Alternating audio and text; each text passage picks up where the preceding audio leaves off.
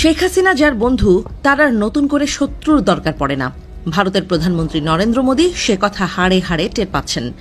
দক্ষিণ এশিয়ার এই ছোট্ট হিমালয়ী দেশ নেপাল হঠাৎ করেই অস্থিরতায় কেঁপে উঠেছে।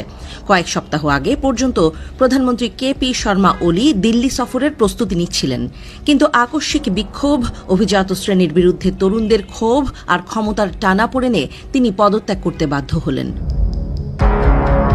ভারতের জন্য এই পরিস্থিতি মোটেও সুখকর নয়, কারণ নেপাল শুধু প্রতিবেশী নয়, বরং ভারতের কৌশলগত ব্যাকইয়ার্ড। ৩ কোটি মানুষের এই দেশটির সঙ্গে ভারতের হাজার বছরের সাংস্কৃতিক সম্পর্ক, ১,০০০ মাইলেরও বেশি উন্মুক্ত সীমান্ত আর জ্বালানি ও বাণিজ্যে নির্ভরশীলতার বন্ধন আছে। তবুও সম্পর্ক সবসময় মসৃণ ছিল না।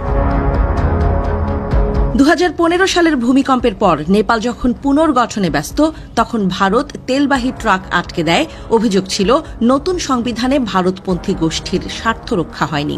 সেই অপরাধ নেপালে প্রবল ভারত বিরোধী মনোভাব ছড়িয়ে দেয়।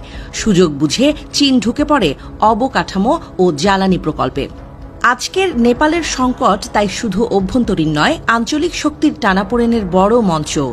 বিশ্লেষক মাইকেল কোগেলম্যান বলছেন, ভারত যদি আত্মতুষ্ট থাকে তবে ভুল করবে। নতুন নেতৃত্বরা সবসময় ভারতের স্বার্থ বান্ধব নাও হতে পারে।